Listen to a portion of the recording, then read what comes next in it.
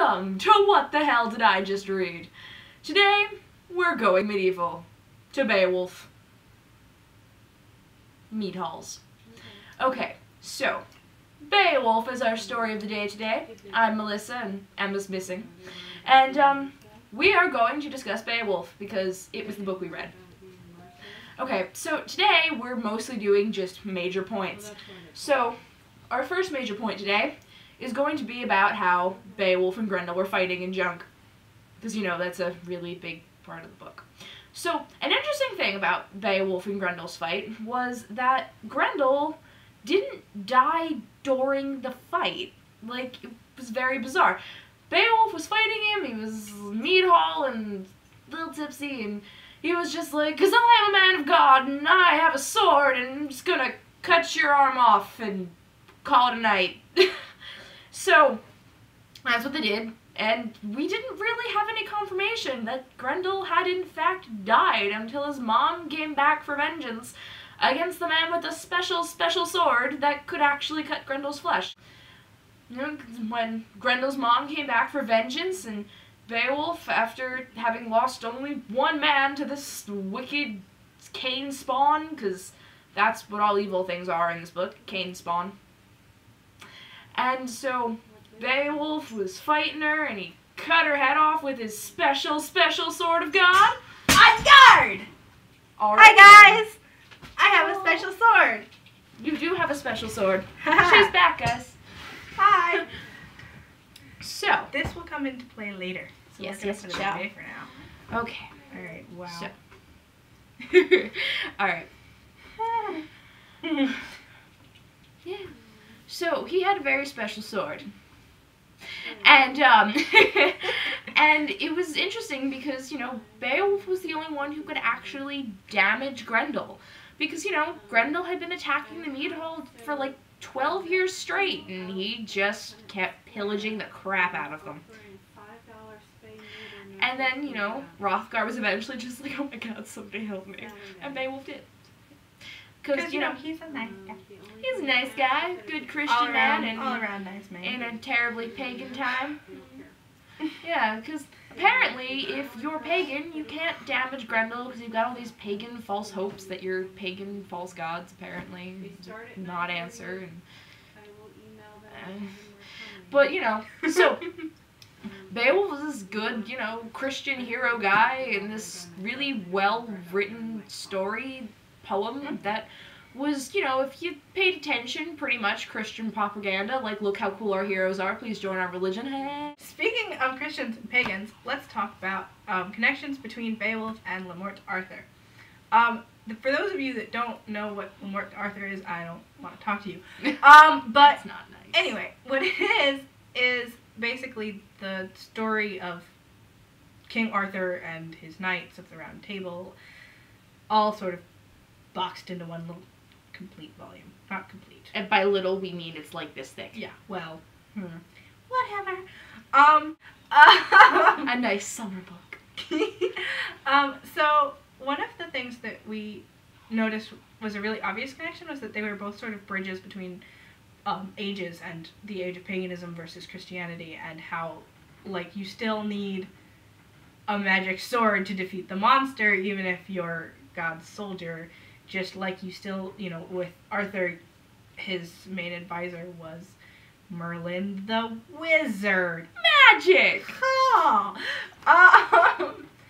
And so there's all that, and it was lovely because, you know, they're both relatively easy to read without being too in-your-face Christianity. The other thing we noticed about Arthur is that it's also a bridge between ages. So it's the first steps into the Iron Age, which is, you know, Sword and Stone deal. And Beowulf is sort of moving from, you know, pagan to Christian Europe. Society. Yeah. Right. So more than Arthur, because that's sort of a little bit later. Because, you know, they still had, like, Lady in the Lake and the Merlin, and they were just like, "Kill the monster that keeps eating our intestines. Please. We don't really care how you do it." Just get it out. Just get it out. Anyway, the other thing we noticed is that there is a distinct connection between Beowulf and the Tolkien books, Lord of the Rings, and The Hobbit. And if you don't know why, yes. I know why. That's nice. Can I tell them why? I have a sword. Yeah, but I'm going to tell them why. Okay. Okay. So, as it turns out, Tolkien was this kind of really super awesome medieval scholar dude who was a professor, and in his professorship, he taught this guy who, you know, happened to teach our English teacher Beowulf, and he's now our English teacher, and we're all really excited about this. No, the sound I made in that day in class, because our English teacher actually told us all this, was not normal for a human. I think it was closer to the sound that Grendel might have made if his arm was ripped off. Only in a good way. Good way. Good noise. Overexcitable Tolkien fan. Anyway, so we were talking about how, well, first of all, there's, you know, vagrant warrior type becomes king and responsible, and I look like I had your head on a platter. So Aragorn. So that's Aragorn, or, you know, Strider to Aragorn, and then Beowulf becomes Beowulf. The other thing is, I'm reading The Hobbit for the umpteenth time, and I started at the same time I was reading Beowulf, and as I was reading, I noticed a lot of connections between the journey that Thorin and company takes to find the dragon and Beowulf's final moments, where he's sort of, I mean, it's a little bit different because he's happy being king, he just knows it's his time to die, and he figures, well, there's this dragon that's been plaguing my land for quite some time, and I feel like I should try to go kill that before I, you know, kick the bucket. I'm going to make a fun little interjection with just like a bitty detail.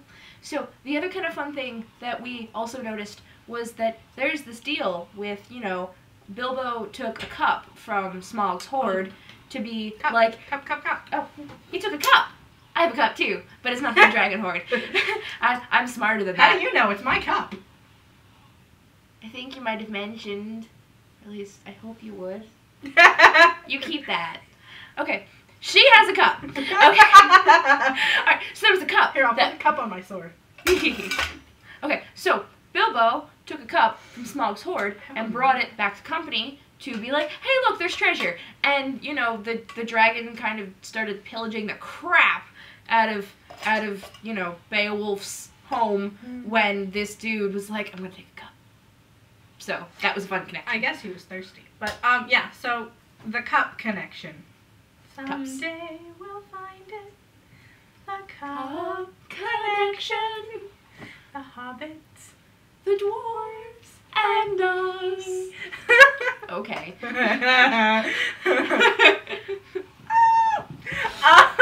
Anyway, so back to Middle-earth.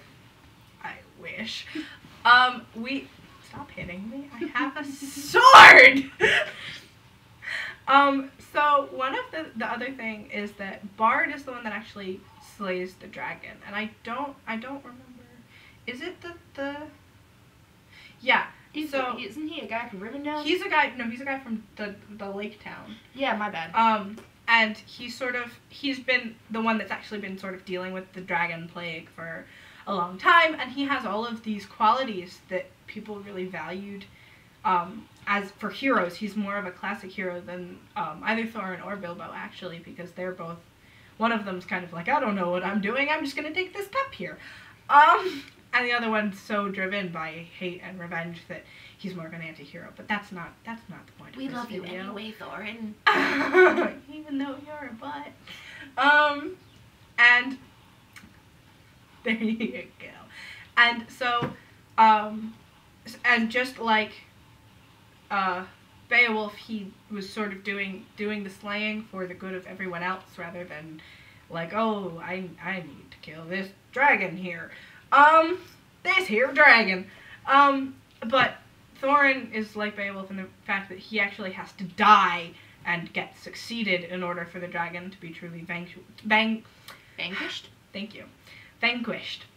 And so yeah, those were a few of the connections I noticed. I also noticed a lot of similarity between the landscapes in Middle-earth and the landscapes described in Beowulf, but that's, I think, mostly because there's mountains and caves. Well, I was going with, Tolkien, medieval scholar, Yeah. a lot of the medieval world as we know it, and a lot of the world, I think, that... Castles and mead halls. Right, that Tolkien was trying to put into Middle-earth was very medieval, and so it would have been in a similar landscape and similar... There were a lot of cows. Types of people, yeah. I don't think there were so many cows in Middle-earth. I don't know how well those would have done. No, but But Grendel, they did like, have freaking lived cheese. on cows. So they must have had cows or goats or something. I don't know. You know what? Mammals. I think that's all for today. Sure. We're trying out something a little bit different where we used costumes and a little bit more prop work. Try to make it a little This shorter for time, y'all. Trying to make it a little bit shorter. Not really working out so well. Editing. Editing. And so we hope you enjoyed this version. We'll have a little blooper reel at the end because we did actually try to film this once before without the costumes. It was very silly. It was really dumb. I hugged my sword a lot. This is my sword. I love my sword. Alright, bye guys! Bye!